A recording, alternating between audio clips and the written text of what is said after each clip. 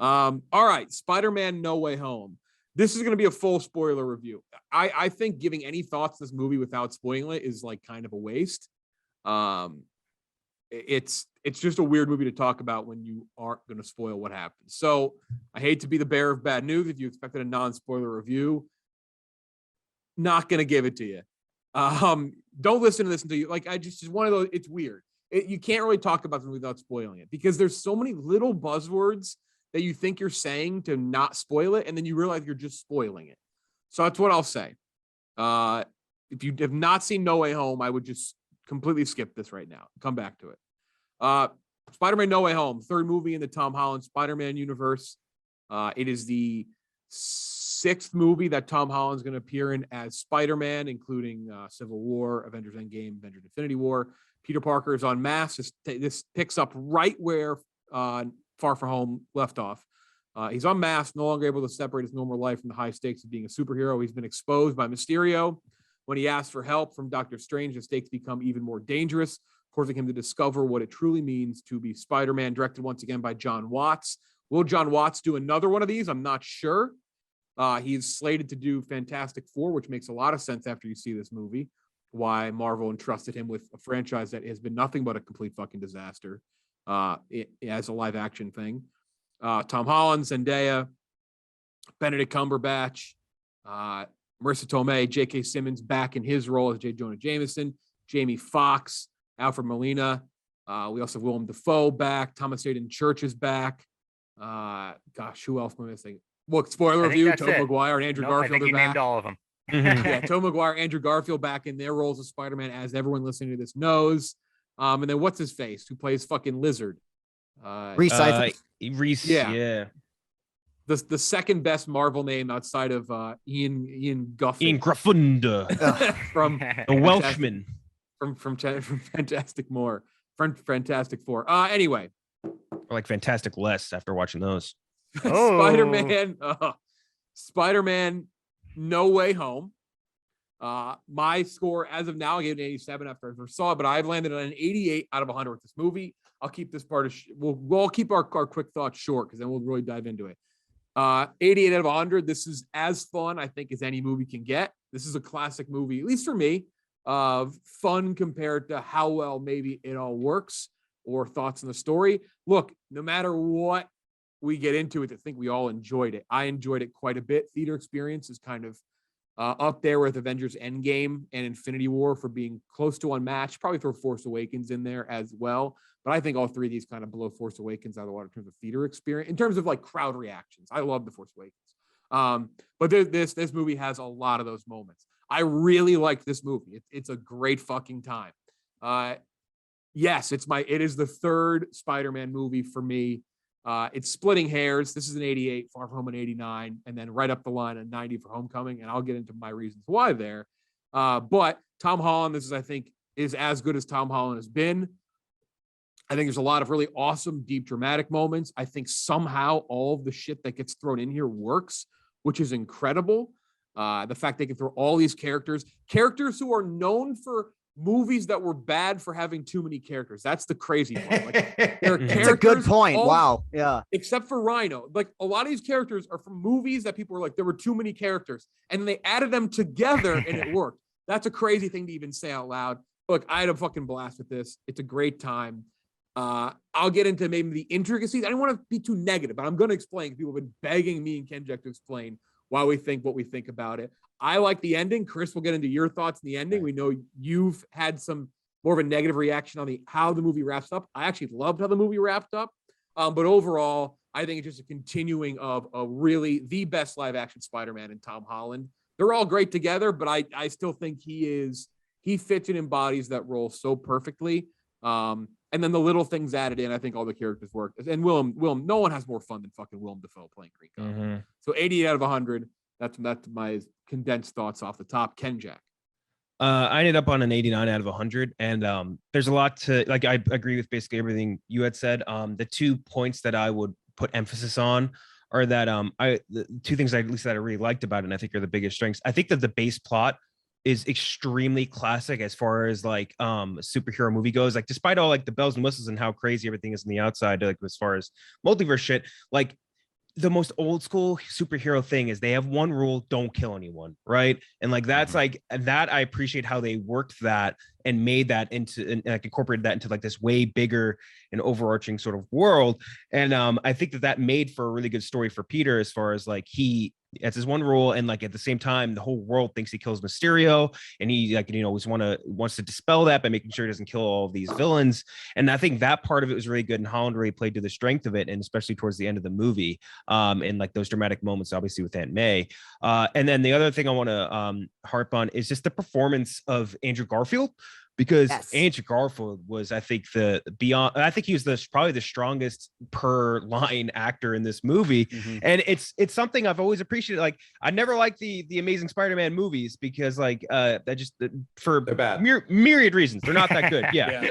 But he has such Andrew Garfield himself has always had such a reverence for playing Spider-Man, and he appreciated like how special that was. Like, if you ever watch like interviews of him and like all the fan event stuff he would go to, and like he always was very hyped up and very energetic and loved it. And obviously he was very disappointed with how the movies ended up turning out.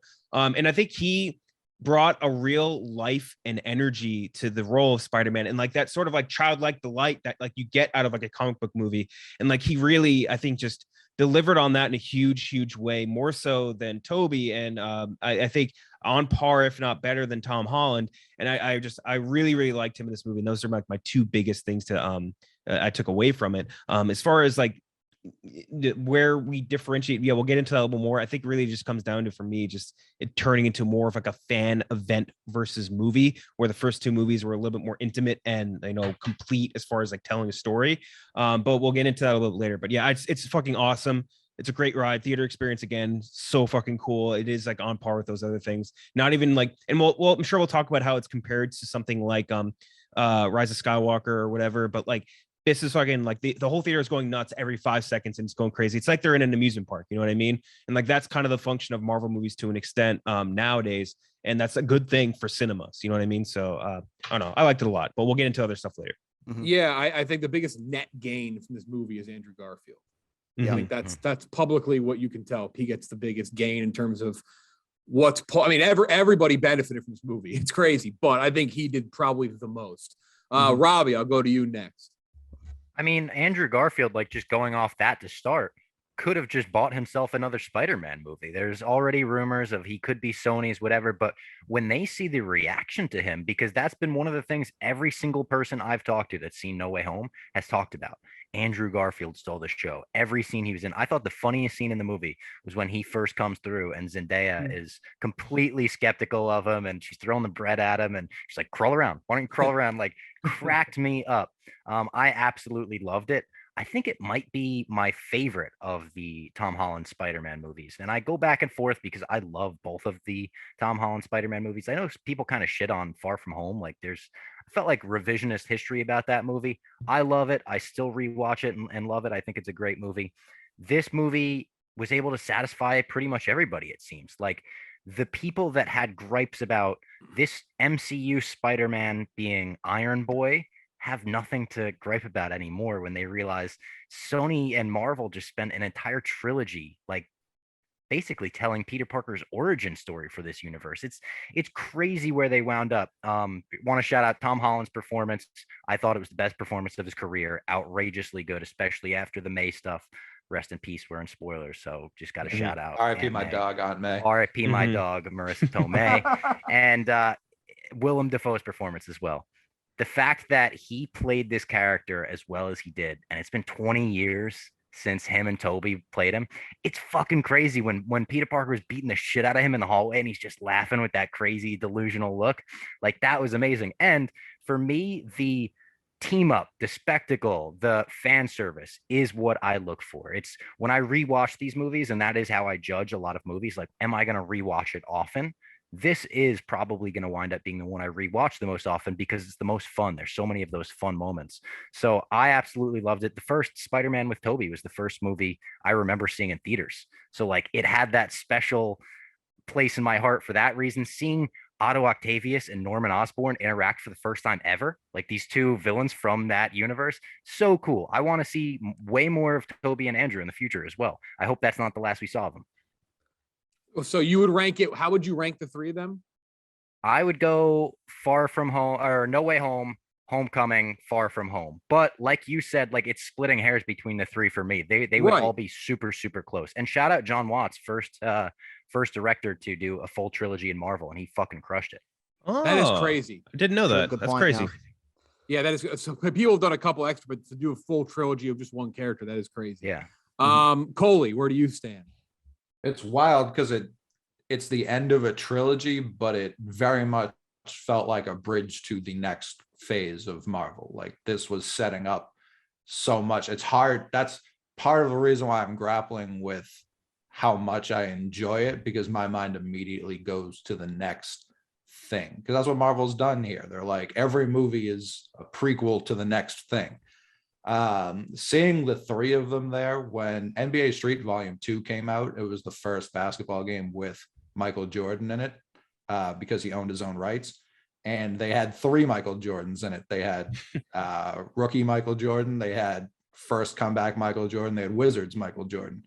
That was what it was like seeing Andrew Garfield, Tom Holland, and Tobey Maguire on screen together, the three Jordans. Because like, what, The Amazing Spider-Man's awful, and I do think Andrew Garfield has the right to sue Sony over those movies, because he got the right coach, he got in on the right system, and he was a goddamn star.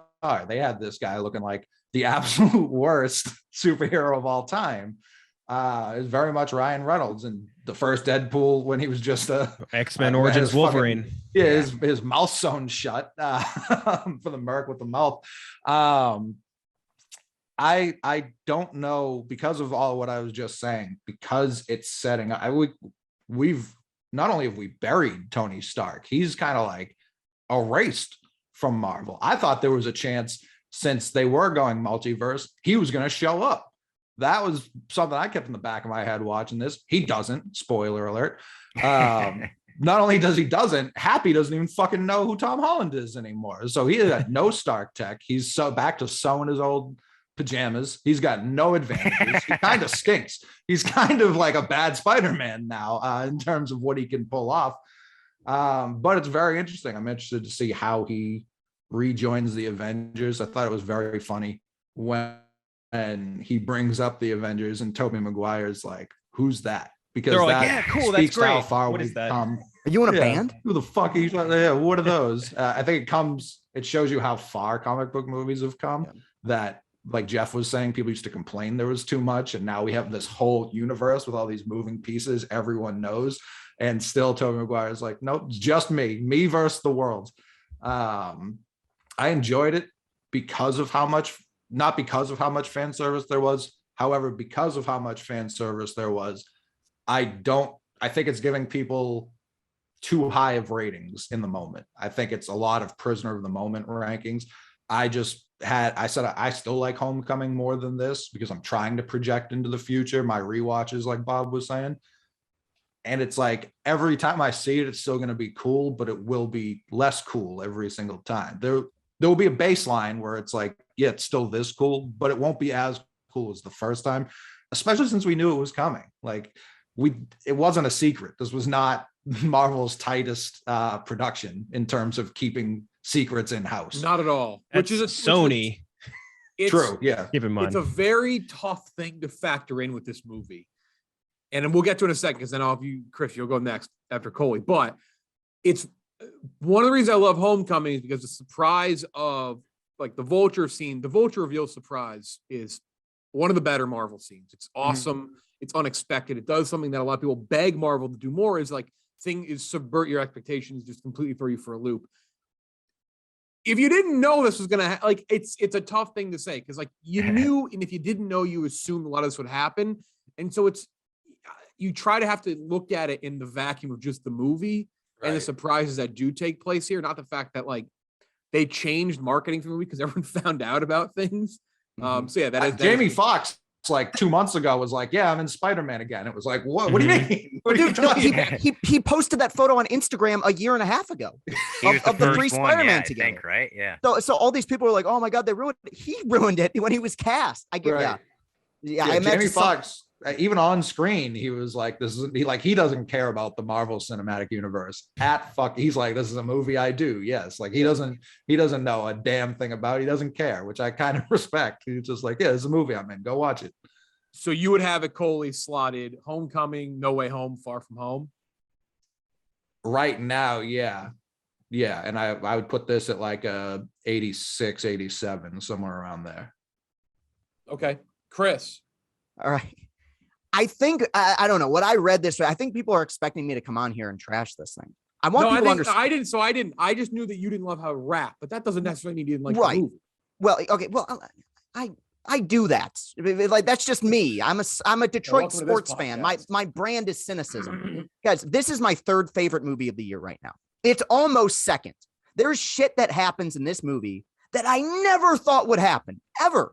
Like my fucking childhood was given back to me. Robbie, you kind of alluded to it. Like fucking Tobey Maguire played Spider-Man again. That's amazing. And like the three of them were cracking one-liners and their chemistry was great. And like you guys brought up Andrew Garfield. Like Andrew Garfield's like going for the fucking Oscar with this. Like legitimately, when he's not like oozing charisma, in every scene he's crying. Like not like the ugly, like the Oscar cry. It's like, damn, dude, like my favorite moment of the movie is after he catches Mary Jane. And I've never seen an actor convey 8 years of grief in 5 seconds.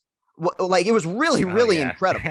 Michelle Jones. Yeah. One great thing about this year has been the reaffirmation that Andrew Garfield is like one of the best actors, or like straight up working. Well, watch Tick, Tick, Boom. He's brilliant. But no, the movie is a ton of fun. I have issues with it on a filmmaking level, but as an event, as an experience, I mean, this is second to none, not just this year, but really since Endgame. I mean, it's a fun movie to watch in theaters. The fact that it works and it exists. I mean, like the amount of people, great point you brought up, Jeff, that like these characters were in movies that had too many characters and they're all in this and they're all good and they're all fun. Some were better than others. Like Willem Dafoe was the standout as far as the villains go. Like no surprise. It's emotional. It is, more brutal probably than the previous two films that came before it. If I had to give an order, by the way, my rating's an 85. If I had to go in order, I think Homecoming is probably a better movie, like structurally than this. It's a bit tighter, great twist in the middle, or actually more close to the third act. But I'm probably going to watch this one more. So I probably would have this and Homecoming about even, and then Far From Home, probably just a little bit notch below, because that was a movie to me that got a little bit worse on rewatch. I think that they were still off of that high of Avengers Endgame, and like anything they put out, people were like, this is amazing, and it's good. But no, I think this is a wonderful, wonderful movie. It made me smile. It made me laugh. It made me cry. Like any people who try to shit on the products that Marvel puts out, it's like the emotions that these movies get out of you are different than the emotions that 99.9% of movies get out of me. I mean, they just hit differently. And I love the character. I thought all these actors worked wonderful together. It's an excellent, excellent movie, despite the few flaws I may have. I think that's a great point, by the way. Just the fact that the emotion that they were able to get out of people, and like people get mad when you say like, yeah, this Marvel movie made me emotional. Like, oh, you're a fucking nerd. Like, no, dude, this is earned. It's earned over the course of years and years and years of films. And like, that's not like, it's just a different form of earned emotion versus something like a movie that makes me cry is like Children of Men from Alfonso Cuarón. Like that's earned in one episode. Yes, that's awesome. But it's no different to be in like earned emotion over the course of like building these stories over time. You know what I mean? Yeah. When you put in the investment of like the hours that we watch the hours we spend with these characters, how much time we spent with Tom Holland's Spider-Man as Peter Parker at this point, first being introduced in Civil War, like people have grown since then, and Tom Holland as Spider-Man has grown with him. Like it's unlike anything else. We've literally seen the guy die and come back to life. Like that, you talk about an arc, you talk about a bit of a roller coaster ride, like what they've gone through in this universe. Now, it enhances the experience, no doubt. Right. It's not like we're breaking into tears when Uncle Ben gets killed in the first scene of the movie. Like, like Aunt May dies. How many hours has she logged on screen, and then she dies, and it's like Jesus. Right. When we see him at her gravestone, like, and Happy doesn't know, he's like, how did you know her? Like Like, yeah, that's a fucking mind fuck. That's why I push so hard back every time Marty Scorsese crawls out of his fucking hole to be like, these suck. They're amusement park rides. It's like people pay good money and wait in huge lines to go on amusement park rides because they want Yeah. to feel something. It, By the way, I was gonna say, go by the ahead. way, Scorsese did direct one of Garfield's best movies, In Silence, and I think that you could put his performance pound for pound in this as right up there with his role in Silence. in You my really opinion. could. He's legitimately amazing in this. The Yeah. the Aunt When May you thing started is a that big sentence, thing. I thought you meant he did like Tale of Two Kitties or something. The Aunt May thing is a good thing to bring up because I think that was a good moment in the movie that you're like, oh fuck, there's some like some people may fucking die here, which no one else did die, but it does keep you on the edge of your seat in that sense. And I guess when you look at it in hindsight, it makes sense that he lost his Uncle Ben, which ended up just being Aunt May. Like it lines up, but it's not something that I think John Watts and Marvel did a good job, and Sony. Shout out Amy Pascal, who I think was drunk on the red carpet for this movie. It was very entertaining. She actually, I watched a roundtable like produced recently, and I not that I didn't respect her, but I was like, all right, she's not as out there as because usually she's just so memed whenever she sits next to Kevin Feige and they're talking about these movies. Yeah.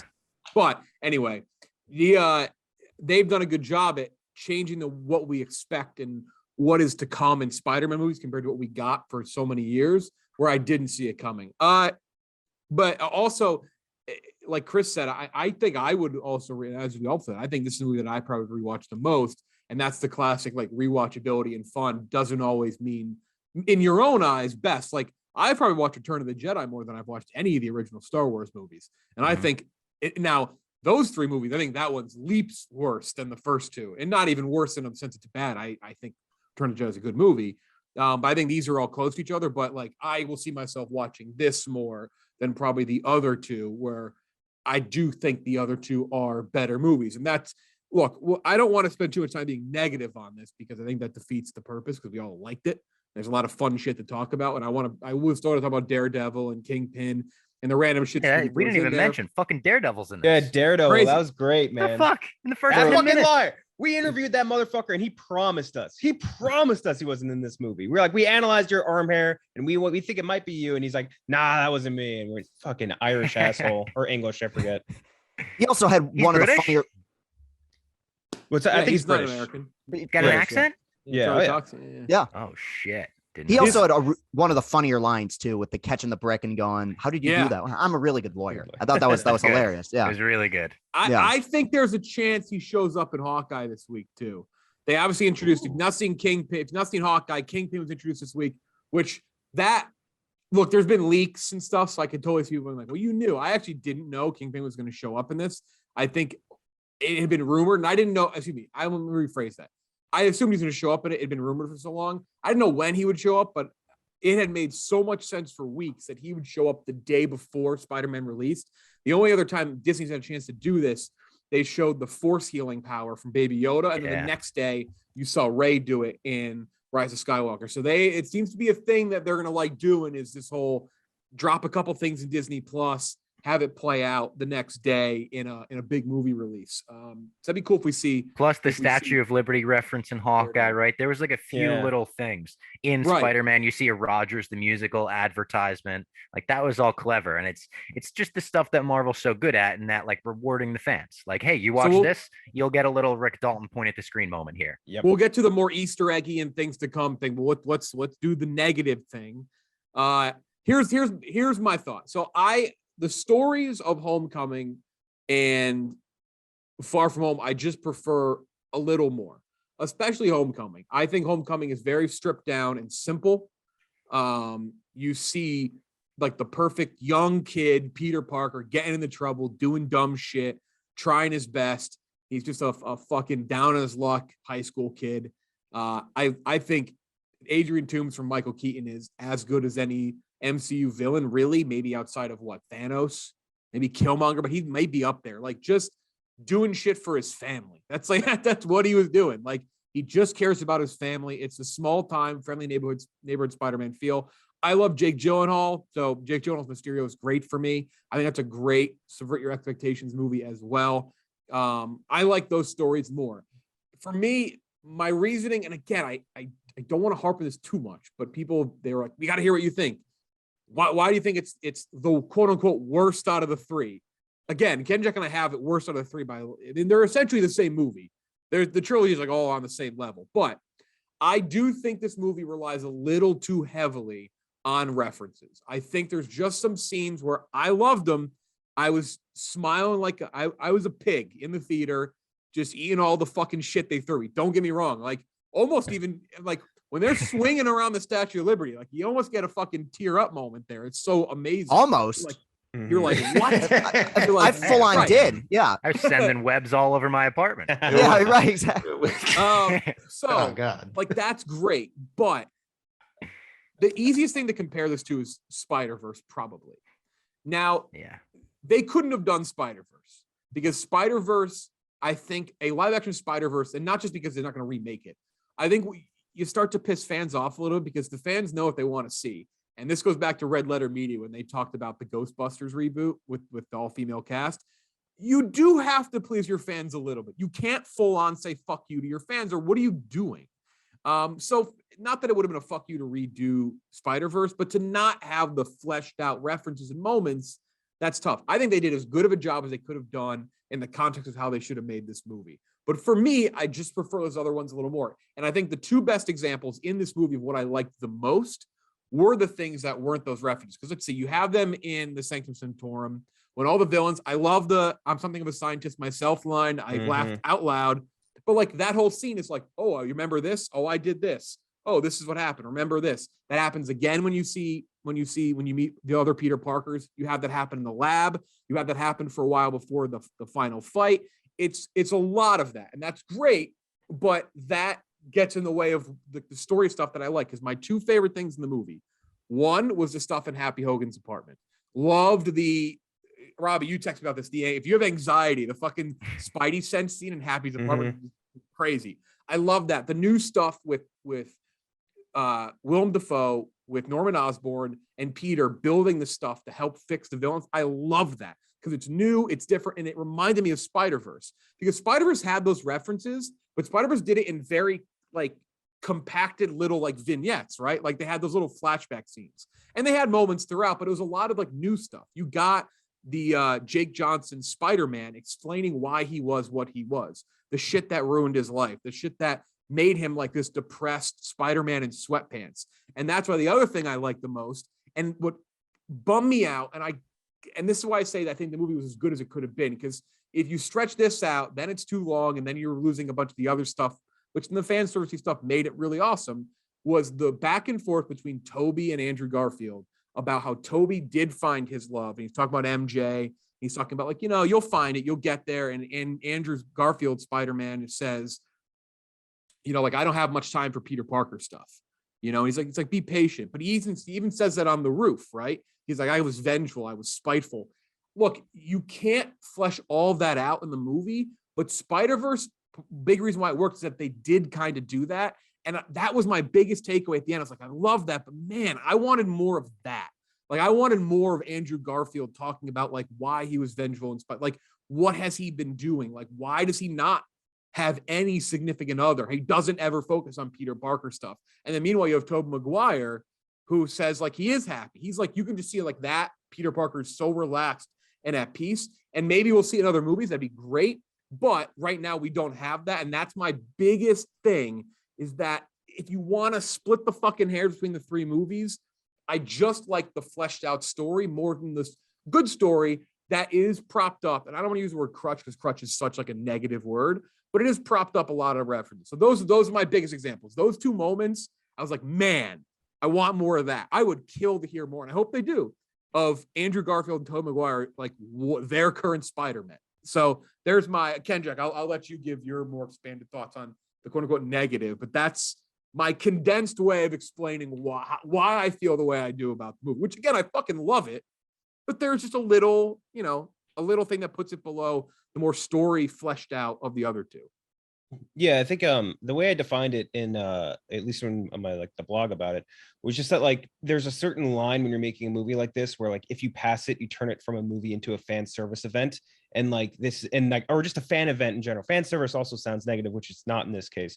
But like if it's called the Rise of Skywalker line, right? Rise of Skywalker went way past that. They were fucking blew it all up. I think this movie gets close to that line and teeters on the edge of it sometimes. It doesn't ever really detract a crazy amount from the movie, but there's points where it got me like groaning a bit. Some points where it worked a lot. Like I agree with Jeff, the Green Goblin line, I think was one of my favorite little references of the movie.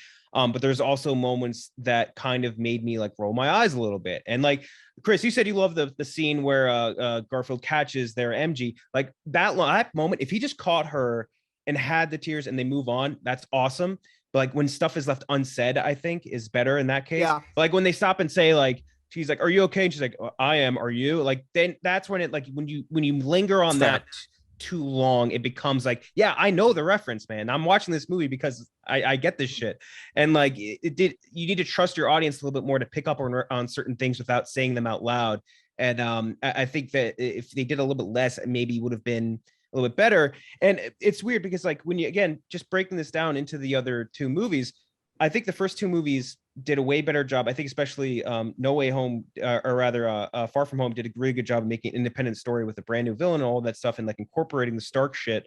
And the first movie, I think when you look at these two movies, right, especially compared to Homecoming, like they had an almost equally difficult task, which is crazy to say out loud because like when you look at this movie, it's introducing the multiverse, it's incorporating all these characters like and all these villains. Like, damn, that's fucking crazy. That's nuts. But like when you think about Homecoming, they had to tread ground that has been tread on a trillion times and make it fresh. And I think they did a fantastic job there. They got the sort of like naivete or whatever you want to call it of Spider-Man. Awesome independent story. One of the best villains, like just a great, small, intimate story.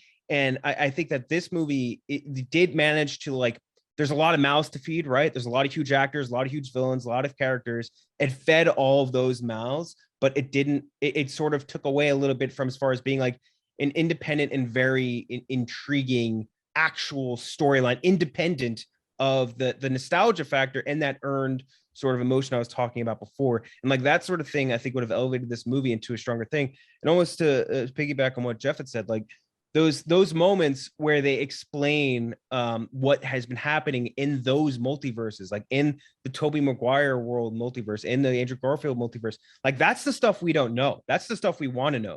You know what I mean? Like that is like the sort of world. Like I have no idea how Tobey processed the events after Spider-Man 3. I have no idea after Amazing Spider-Man 2 what happened with Garfield with MJ. Like I want to figure out like what happened there, and if they were to expound on that more, I think it would have been able to appreciate their plight even more than I already did. But again, it worked a lot in a lot of moments as far as like bringing in those fan servicey bits. And I think that a lot of that just piggybacked on, I think both Tobey and Andrew Garfield playing their versions of Spider-Man very, very well and like slipping back into that role really perfectly. And then it comes down to, I think Garfield really and truly crushed it. And Tobey, like I feel like I'm like denigrating Tobey here, but like Tobey played his version of Spider-Man. It's just Garfield's I like more. And I think he was like very, very just very much a heart and soul to this movie that I liked a lot. Even his line towards the end where he's like, "Hey guys, I love you," and they're like, "Yeah, thanks." Right. I guess like all of those. Well, bits. Yeah, like, sorry, go ahead. You're right. You said they slipped into their roles, but also somehow slipped in their roles and just played them in a more mature. It was like,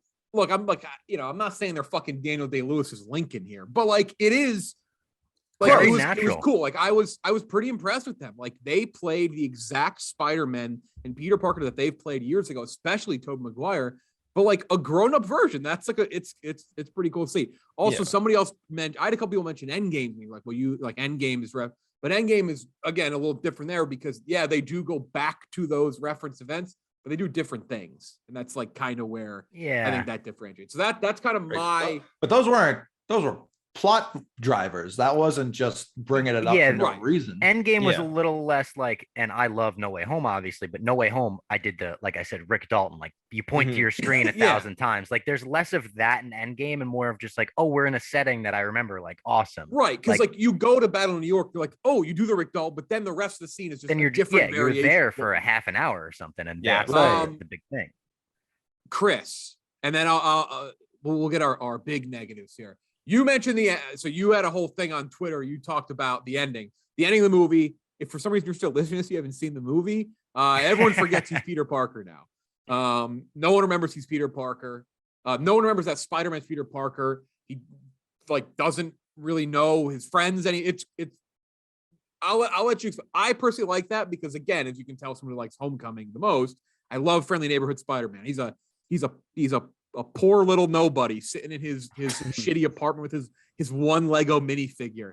Yeah. And I'm excited to see where it goes from there. Chris, thoughts on the ending of, because that's where it sets up. It's a completely new, basically like it's Spider-Man as stripped down as we can see Spider-Man. Right. Okay. Let me explain why I wasn't crazy about it. And it did not ruin the movie, but I want to explain. Now, I love the idea because one thing that to me every Spider-Man movie needs to drive home is the fact that Peter Parker's life sucks. He's this great guy. He makes all the right decisions, wonderful human being, and yet no matter what, the rug is always pulled out from under him. He loses his girlfriend. He loses his uncle. He loses his best friend. So the idea of him making a sacrifice at the end of the movie, great. I'm like, okay, this is really neat. And not only, sacrificing these relationships for the sake of a multiverse. I'm like, well, that's cool.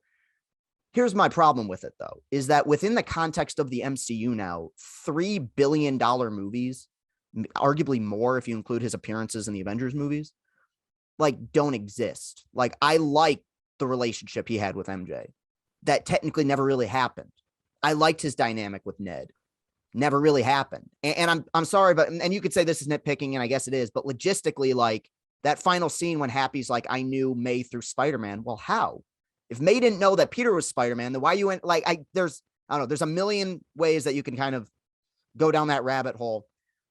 The issue that I had with it is that I think the waters are getting muddied regarding the stakes in the MCU. One great thing about the Infinity Saga is the fact that like people died, like Tony Stark died for our sins and he's not coming back. Natasha Romanoff fell off a fucking cliff, for the Soul Stone. And now we exist in this universe where if something bad happens, if there's a tragedy or a devastating moment, it can be undone by magic. I don't like that because it just makes me think like, well, does this stuff matter anymore? Like, and that's why, and I like the Loki series quite a bit, but I did not like what the Loki series represented because I watched Thanos choke his ass out. He's dead. He died. I saw it. I sat in the back of the theater and I saw it. And now it's like, well, we can bring him back because time travel, because magic. And again, I like the series, but that's what bothered me is I've grown to enjoy these relationships and these characters. And I never like had any issue with, I mean, I had some issue, but not like a big problem with him being the idea of like potentially being the next Iron Man. And now all of that is undone. It doesn't make these movies meaningless. They still rule. I still love them. And I still enjoy this film a lot, but that's the one issue I have is that like, there was a hollowness to the fact that all this stuff that I'd come to love, all these relationships that I had grown to adore, just kind of don't exist now. Let me ask you this too, because Robbie and I talked about this yesterday, and then I'll let Coley and Robbie, you maybe give some things that maybe detract from it. Your thoughts there. And we'll talk about the Electro thing later, but the Electro thing is really weird. But do you have any issue with the beginning? Because if I didn't even mention the beginning of the movie, like I kind of give it in a pass, but it sort of just moves past the Mysterio stuff real fucking quick. Mm-hmm. Like all like the trouble it's caused him, and they get into the multiverse shit, so it kind of becomes less of a problem. But that was one thing for me. It's like I don't know. Like I felt as if I get why they didn't linger on it longer, but it kind of felt a little wonky in terms of like how they just kind of moved past that. Did they quickly? What from it was like first 10 minutes. Daredevil shows up and he's like, "Charges drop. You're all good." Well, the charges are dropped. Yeah, he's no longer like getting arrested, but like court of public opinion. Like he's dealing with the fallout the entire movie. Still got the controversy for the MIT stuff, and then like it is again. I don't say I disliked it. I was just kind of like, but I don't know. I didn't dislike it, but it's quick. But that's for Chris. Like, do you think that is included on that? Like minimizing it, like. I don't know. I'm playing devil's advocate here. Not for me, simply because one of the other issues I have just with the film in general is I think it runs too long. And I think a big reason for that is it takes a minute to get going.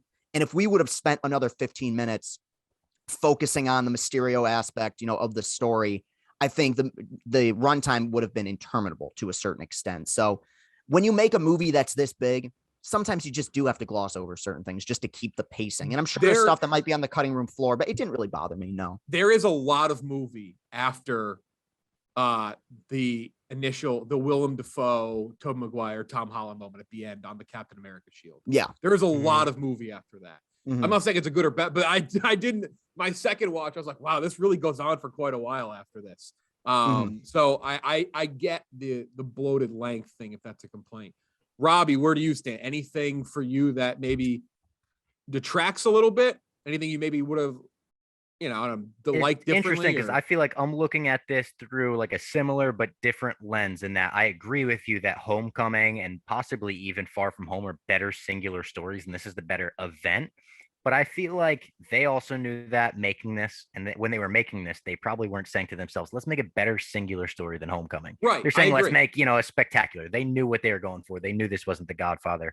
The Electro thing that you referenced before, I don't know if it's a true thing that can detract from the movie, but it's certainly something that's been in my brain since it came up that I can't get out of my brain, where I'm like, fuck, there's an issue with this movie, kind of. Well, let's explain it. So the idea is, the word plot, the idea of plot hole is one of the most annoying things in movie critiques. Yeah. Because Robbie, you said to me the other day on text, plot hole, which is a thing, but has become a buzzword for people saying the movie sucks. Like it's like a weird, like if you don't like something, it becomes a plot. They're like, it has plot holes. Right. Yeah. Oh, there's 3 Spider-Man. Like literally an example. If people didn't like this movie, they'd be like, there's 3 Spider-Man in one place. That's a plot. Like that's how people use that fucking word now. But there is, I think there is a legitimate plot hole with the Electro thing, because the idea, right? Unless I'm getting it wrong, the idea is that it's people who knew Spider-Man was Peter Parker, but Electro didn't know that Spider-Man was Peter Parker. He knew Peter Parker, but he didn't know it was Peter Parker. And then that's only reinforced by the idea that he delivers a line at the end of the movie, like, I always thought you might have been black, which, by the way, that was the Miles Morales tease was pretty cool as well. Great tease, like that. yeah. That was a nice, but quick reference. Again, it reinforces the confusion. But he didn't know. I guess it was like he did know it was a Spider-Man. You know what I mean? It's not necessarily Peter Parker, but he knew of Spider-Man and he was coming to get Spider-Man. Yeah, but did he? Yes, it's the phrasing. I they guess should have just said like it brought in a bunch of Spider-Man villains from the multiverse. I don't like. I explained it to myself a way as this, and I don't know if like Ken Jack Kirk, like I thought maybe it includes people who knew Peter Parker and Spider-Man. Could that have been, because he does know he does know Peter Parker. Yeah. I don't know. That was right.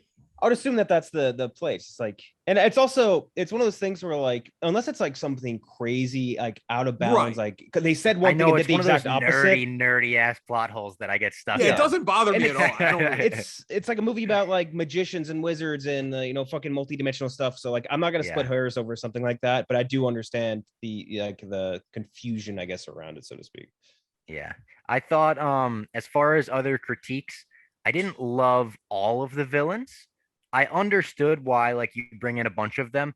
You could have done the movie probably without like Lizard and Electro. Like Jamie Foxx was fine, but he didn't like blow me away at all. So like, I don't know. Some of their scenes fell flat for me. Even Sandman, like it's cool to see Sandman. It's all of them where, it's cool to see them, but yeah, you spent a lot of time on their characters where it could have been cool to see more stuff about the other Spider-Man's universe, or stuff in the beginning where it's like we spent a lot of time with Lizard, Electro, and Sandman.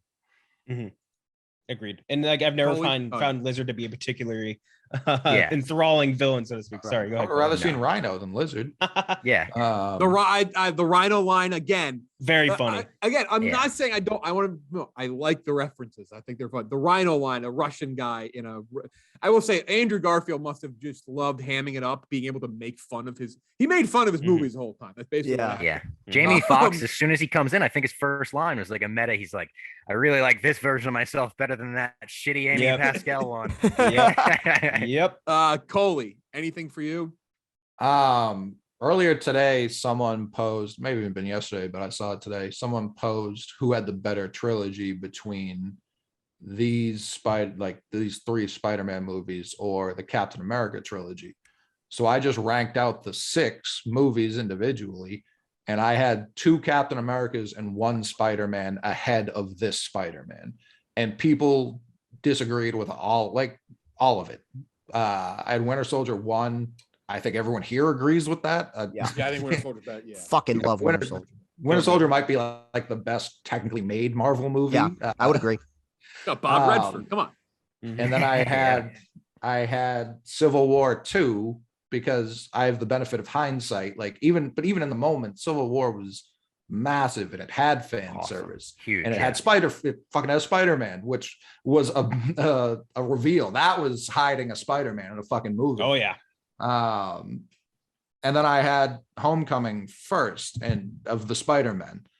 And the reason I still think Homecoming's better is because of Vulture. He was a singularly better villain than the sum of the parts of all of these villains. The villain of this movie wasn't even the villains. It was the movie. It was the movie itself was the villain. Kind of. He had to get through it to get to the other side. This was a tunnel. This was a tunnel from Endgame to the next phase of Marvel, which to all the point of talking about it as a singular movie, when you talk about it as a singular movie, it really doesn't make any fucking sense if you've never seen any other Spider-Man or any other Marvel properties. This movie would suck if this is where you wanted to start your journey. This would be a terrible idea. So it's like, I enjoy it because I'm very caught up in all this world and I care about this world. I enjoy it in that context. But where it loses points is taking it out of that context, which I think you have to do.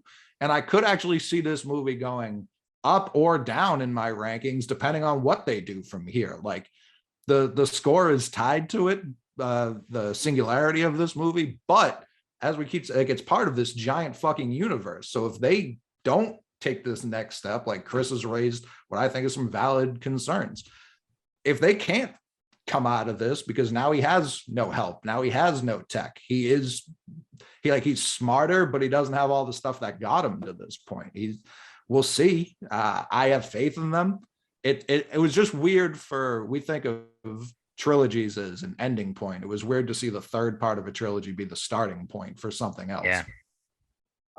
Jeff, can I say one observation real quick that I noticed that made me laugh during the movie? But this movie was, shot during COVID, right? So I mean, I'm sure it was a nightmare. I don't think Thomas Hayden Church is in this movie. Like, I know his character is, but it's either CG sand. I agree. And there's one shot where they definitely give him CGI sand. Right. Yeah. There's one shot where they cure him, and Yeah. that shot, I am 99% sure, is a reused shot from Spider-Man 3. I think you're right. Oh, I don't. Okay, so that I don't know. I think they may no, but I don't. I was gonna say, did they just film that one scene with him on a green screen? He didn't see any other actors in the movie. And then Yeah. voice for the rest. Yeah. Yeah. I think he for sure did no motion capture for this movie. No way. And I for right. sure don't think, I think that maybe the initial plan was to show him as himself and not as the sand version completely. Yeah.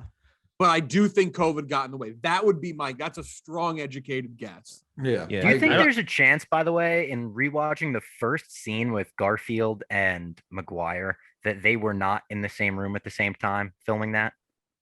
think it's Oh, because possible. they went back to forth. They don't There's really... a lot of cuts back and forth Yeah. of them. And I Maybe, only yeah. noticed that on the third watch. I was like, I wonder if they were even in the same room at this point. Obviously, later in the movie, they did film stuff where they were clearly together. But the first scene where they come Basically through the humps 'em. portals, yeah, I was like, this is, I don't know if they're in the same room right now.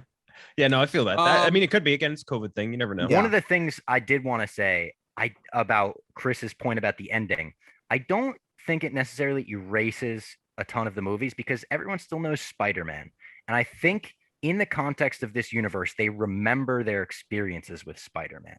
Like the I knew him through Spider-Man thing. Like Spider-Man helped out with Feast in Far From Home. So maybe that's like Okay. Happy Hogan just remembers all of his memories like with Spider-Man. He just didn't know he was Peter Parker. Like I think also in the comic books I read, and I'm not like super into these comics, so this could be wrong.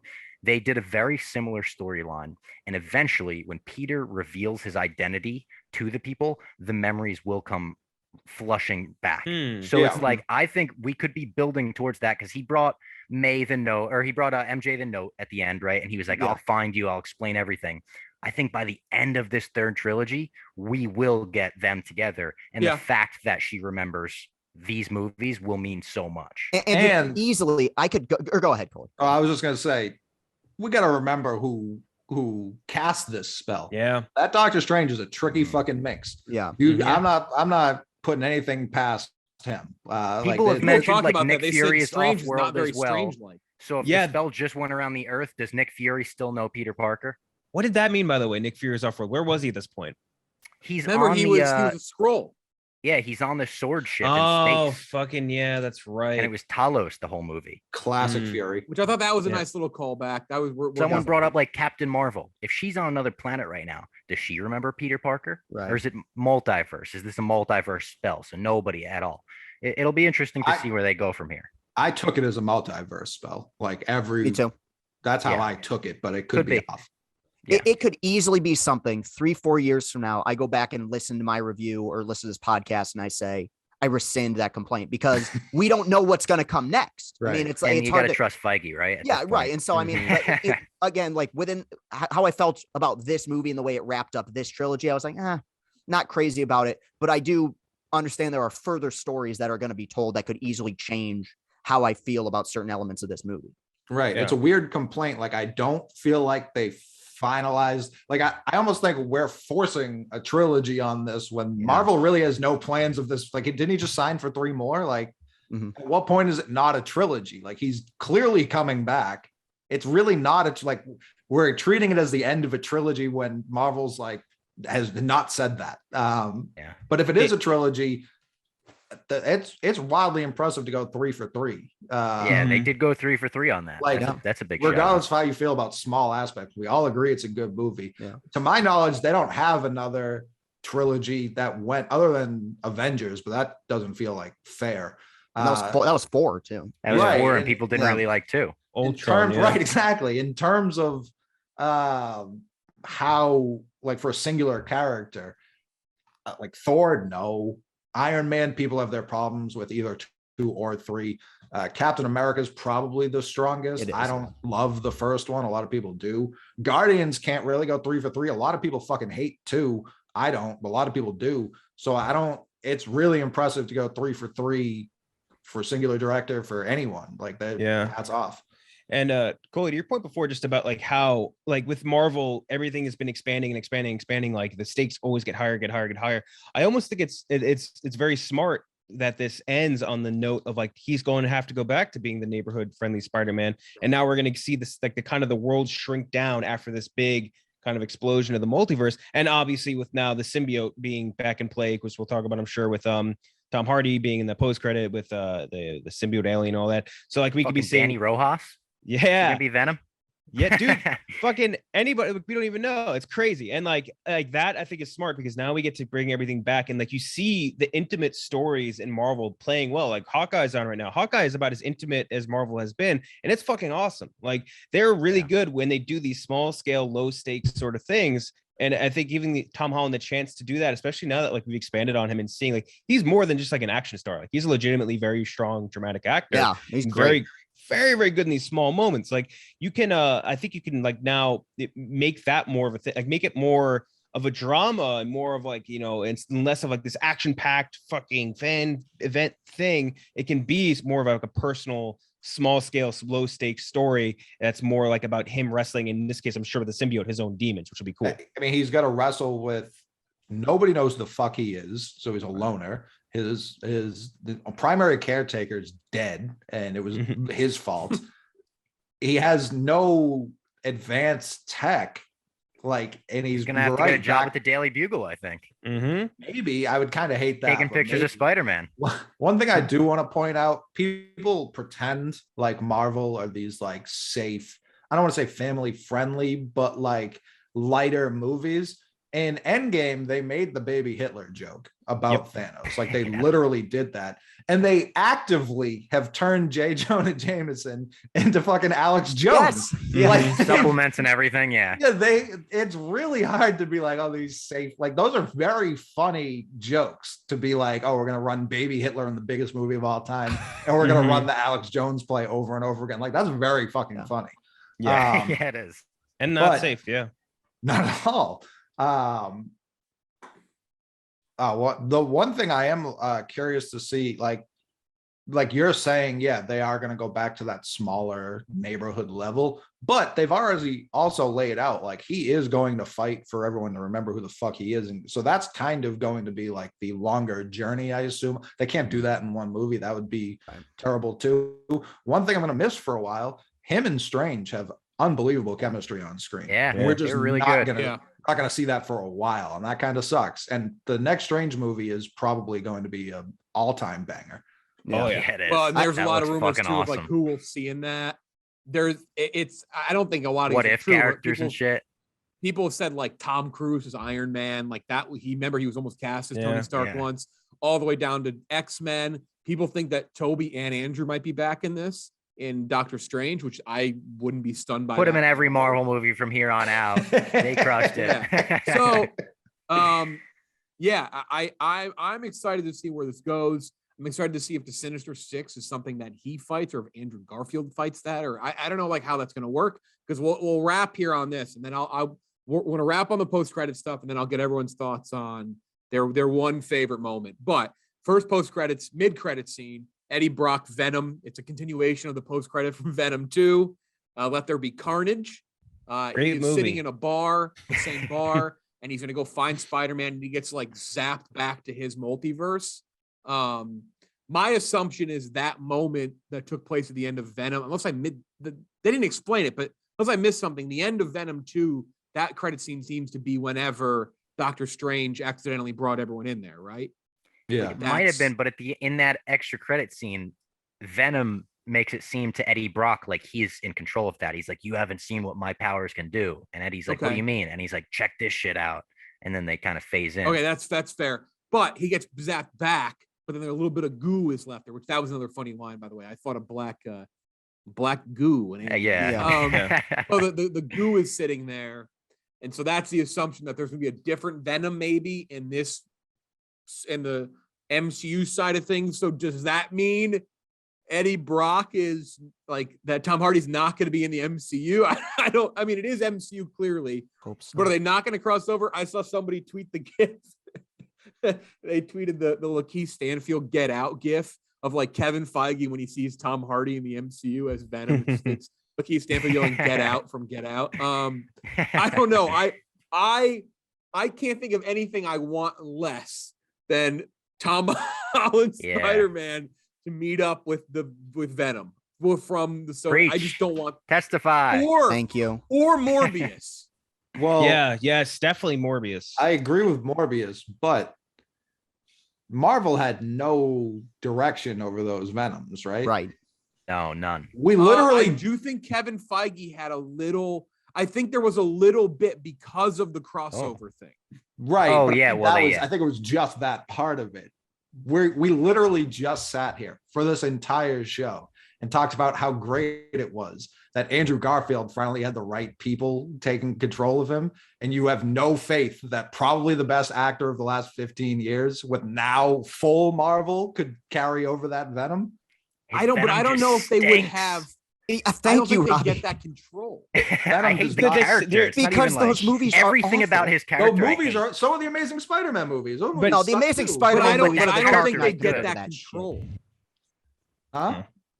I think the Sony ones are very Sony pillared. Mhm.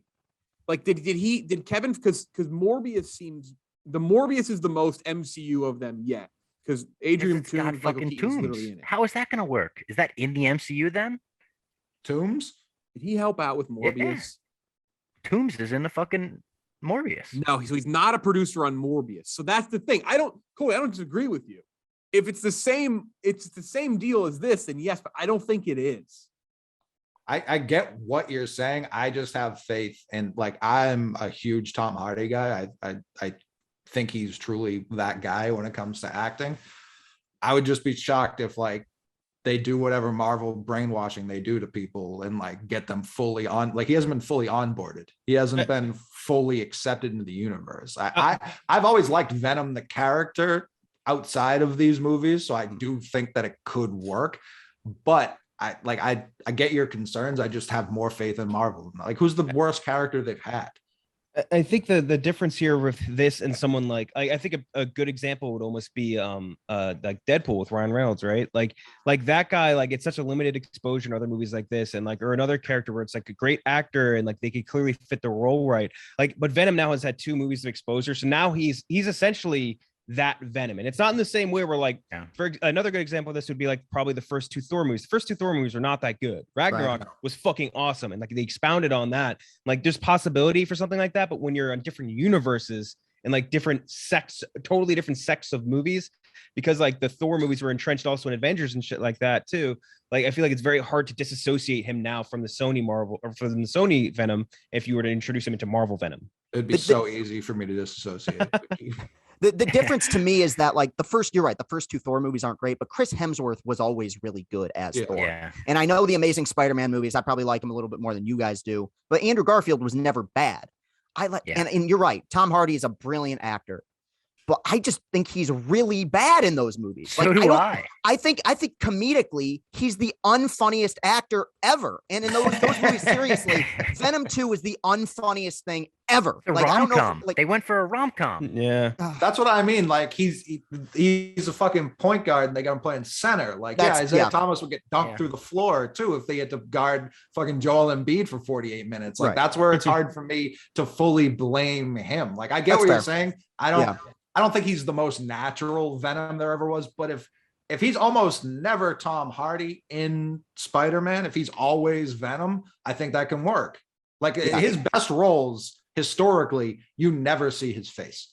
Yeah. Ever. Yeah. And to your point about him comedically, he's funny as fuck in Peaky Blinders. Okay, He's that's fair. good. I never watched. I do agree with you though. If they made a Venom movie that's actually a Venom movie instead of the fucking Mask, which is what they tried to do with the exactly. That's my point. Then yes, it could probably work. I know those movies have their defenders, and if you like them, I think that's great. I'm not defending the movies. I know, but I just in general, like that movie broke my brain when I saw Terrible. it. So, yeah. Coley, also be aware that Tom Hardy had a massive part in the design and structure of how Venom movies work. Like it's all him. He's the one who designed it. Take it away from him. I'm not defending him having more creative control. I'm saying give all the control to Feige and Marvel and make him Venom. Like actually make him Venom, because Chris is right. It is the Mask, and I don't. Yeah. He's not the Mask in the books. Like he isn't. No, he's fucking bad Yeah, dude. he's like Deadpool in the movies. He's trying to crack jokes every 2 seconds and be self-referent. And it's like, just fucking eat people, man. Yeah, it's like having Darth. Yeah, it's like giving Darth Vader a fucking slapstick comedy. Like it's you take literally the darkest character. That works. It could, yeah. Fair. But you take like the darkest character in the universe and you water him down. I don't know. I have ranted about those movies too much, but I see all the criticism. Venom should be more Sin City than Deadpool. Like it should be like so violent that they have to make it black and white or else it can't be in theaters. Like that's how violent it needs to be. And will they do that in Marvel? Probably not, but they could figure out a way to just not really have Tom Hardy ever on screen until he's cured or whatever. I thought it would have been a brilliant choice and a very funny nod to just have Topher Grace sitting next to him in that scene. Yeah. No reference to it, no nothing. Just like it could have one line, and you don't have to say that that's like Venom or Eddie Brock. Just have Topher Grace play the guy that sits next to him. And then quickly thoughts on the Doctor Strange, the Multiverse of Madness tease that we got at the end. You see a couple things. You see an alien Cyclops villain, which is apparently Shuma Gorath, which is a Doctor Strange villain. There was a Lego leak that teased it as Gargantus, which is a sea creature that fights Namor, which is the villain or character. I don't know if it's the direct villain in Black Panther, which is it's Wakanda Forever. The title for Black Panther? Yeah, Wakanda Forever. Wakanda Forever. Yeah. So I don't know if they're tying there. So I don't know. It doesn't seem to line up, but people think it's a Doctor Strange villain. Maybe they've combined characters and stuff before, so it could be a combo of both. You see America Chavez for the first time, a new character in this movie. Doctor Strange 2, you see Mordo is back, Chiwetel Ejiofor, though could be a variant version of him, maybe not his exact version from the first Doctor Strange. You see Scarlet Witch. You get a direct reference to WandaVision. They talk about Westville, which is we've not really seen that. And then you get another somewhat tie-in to What If. You see Strange Supreme at the end. another Doctor Strange. I mean, the whole movie is going to be tied around the multiverse and the crazy bonker shit that goes on. And Mordo is back, like I said, Chiwetel Ejiofor. And we get that pretty big moment in No Way Home where you know that Doctor Strange is no longer Sorcerer Supreme. That's Wong because he was blipped for 5 years. That'll come back. Like Many people said like Doctor little Strange is acting tidbit. very weird in this movie, like he didn't quite have his full-on skills, or he was just like off. So that that's kind of the tease we got. Quick thoughts on the teaser. I saw someone say like cool teaser, but I like my post credits to be like one-off moments. I don't know. I thought teaser it was cool to see a teaser like that. Yeah, I thought it was cool. Yeah, It's like one of those weird movies too, like Endgame, where you're like, what are you gonna do as a post credits? Like you kind of just like Right. did a very conclusive thing where you teased like the vast future. So like it was a short little trailer, right? It's only like 2 minutes. Teases the Westview stuff. Like you bring that up, it's a cool moment.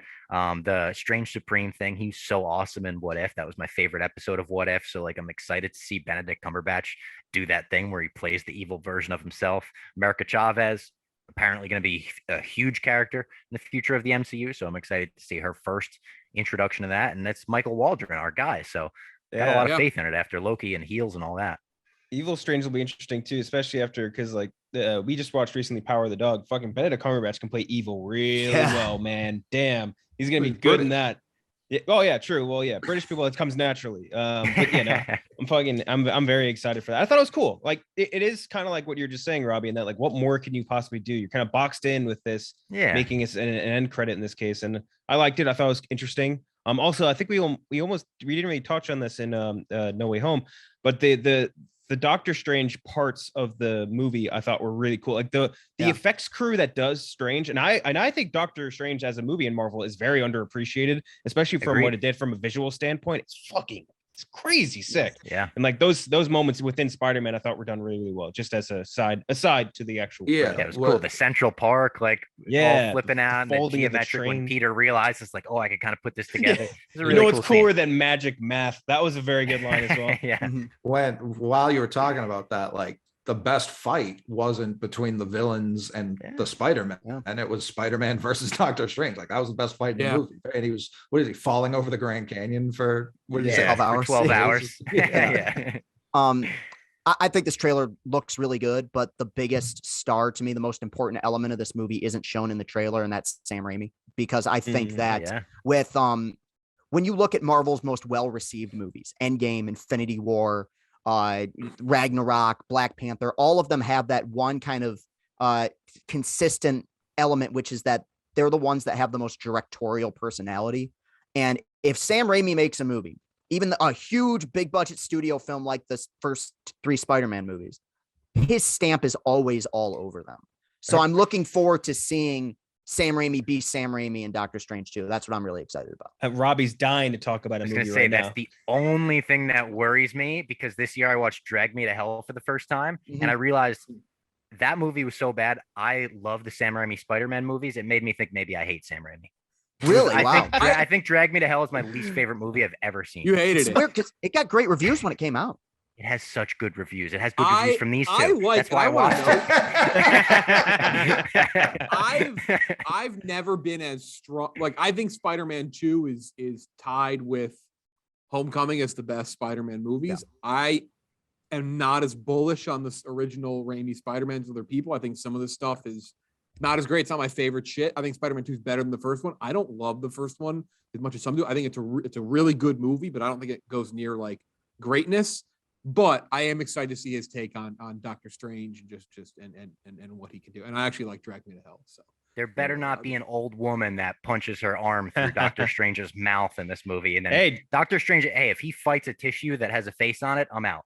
It's gonna be Aunt May's ghost. All right. Yeah. Rapid fire. Favorite moment in the movie. I'll start with Robbie. It was easily actually the scene where Toby and Andrew kind of like are there for Peter after he loses May, and Tom Holland begins the line, "She told me right before she died, with great power," and Toby finishes the line. Like I get chills talking about that. That was, I think I texted you like in the middle of the bootleg, like that was one of my favorite moments in the history of the MCU right there. Mm-hmm. I look, when I turn off big movie boy energy and I just go full on Disney shill, line the pockets fanboy, it makes sense when it's Thor arriving on Wakanda, Avengers assemble, and then it's them flying around the Statue of Liberty. I was like, fuck, that's sick. Yeah.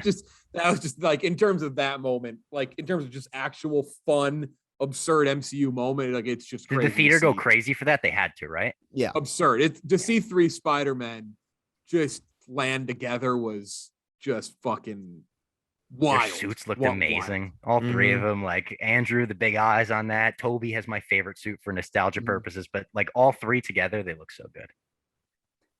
Ken Jack. I think the probably like the best moment is the Peter reacting to May's death part, I think. But my favorite moment is the introduction of the whole scene once Garfield shows up. And I keep saying Garfield. Cole's like, where the fuck is the cat? And what do you call it? But the scene where Andrew Garfield ranks so much higher if they just got Garfield, actual Garfield, as Garfield Spider-Man. But the scene where Andrew Garfield first shows up and like they're testing him and then Toby shows up, like that whole probably like 10-minute sequence, I think is my favorite part. The humor involving Ned and his grandmother as well. Like, oh, can you go clean that cobweb? Can you clean the web? You just cleaned it up. I think that whole sequence was amazing, not just for nostalgic purposes, but just for like a very funny reintroduction of those characters and like immediately establishing like, oh yeah, they're there and they're exactly the same as they were right where they left off in Garfield's case, like whatever, like 6-7 years ago, and Tobey Maguire's like 20 years ago. So I thought that was great. Chris? I mean, the entire third act has so many great moments. I would say just the little scene that begins with Andrew cracking Tobey Maguire's back and then kind of ending with the banter talking about the web fluid stuff, which is like ultimate fan service, but it's like a prime example of really great fan service. And the way that that is incorporated into the plot and the way they talk about it was so endearing. And that was exactly what I wanted out of this movie, was the 3 of these guys, you know, bantering back and forth with great chemistry. And that moment was perfect. Them talking about their webs was a very important conversation, because it really doesn't make any sense that it would have been so much easier for Marvel to just make Tom Holland be able to shoot webs out of his skin. I don't know why they went the other way, but I'm glad they addressed it head on. I think people didn't like that about the Raimi movies, which is funny because I grew up thinking that was Spider-Man's. Right. That's how I origin. grew up as well. Me too. I'll be honest. I still like it more. I still like it more than the web I don't series. have any issue with it. Maybe it's because I grew up with it and I was so used to it for so many years, but I think it's cool. Like I saw literally and the back and forth in the movie about it was hilarious. He's a man that has been bitten by a radioactive spider. Spiders shoot webs out of themselves. It makes so much more sense. Yeah. But the Statue of Liberty part was cool only because when you see Tobey Maguire there, if you remember, and I think I'm the oldest person here, which kills me. The original Spider-Man, they had to CGI the Twin Towers out of it. Yes. Yeah. Because it was They were in the trailer. They're in one of the trailers. They weren't allowed to be nominated for an Oscar if they ever ran the commercial again. Wow, really? That was a thing? Wow. That seems a bit over the Very top. big deal. Yeah. Ampus would The not first allow one. them to be I saw rumors that this could get nominated for Best Picture on the basis of it bringing people back to theaters. So that was my other thing too. And that's where Coley said prisoner of the moment stuff. I saw some people, and I'm not going to name because I'm not trashing them, but I was like, whoa. There was a couple people like, this should be nominated for Best Picture. I'm like, all right. Like, Yeah. I mean, it's good. It's really enjoyable, but I'm like, really? Should it? I don't mean, know. but in a world where That's the Black kind of Panther thought- got I mean, the look- nom, like this is a better movie than Black Panther. So I don't think it would be more outrageous than that. But it's not a better movie than Endgame, and I feel like if they were going to Yeah. nominate one, that was their Agreed. I don't know. that was their Return of the King. I don't know. Like, it's really awesome. It's awesome. I love this movie, and I'm happy people love it. And again, very subjective. You can have any opinion on a movie. Saying it should be nominated for Best Picture, I was like, I read a couple of those, and I was like, all right. Like, I think it should be nominated just so Scorsese poops his old diaper. Yeah, I'm fine with that for the reasoning, but I don't think a single one of us had it as the best Spider-Man of these three. So They're like the singular story of it. Homecoming is probably. But my favorite moment, since I haven't even said it yet, is the admissions lady being real disappointed in Dr. Octopus's behavior. She couldn't believe it. She was like, "Come on, man! Shame on you!" Yeah. Dude, I had one guy lost his fucking marbles when Toby Spider-Man got stabbed by Green Goblin. Just lost. Yeah, that was a his quick. shit. He's fine. Yeah. Yeah, this guy's like, fuck, no, no, like a guy who had like stock in him appearing in another movie again. Like, come on, and he was so fucking mad, furious. Yeah, all right, that was a long review. That was good though. I'm glad we got to talk. I'm glad we waited. We thought about doing it right after, and I don't think I would have had proper thoughts in the movie. This was good. So yeah, we all liked it, just to varying degrees and varying thoughts. Let us know what you think. I don't know.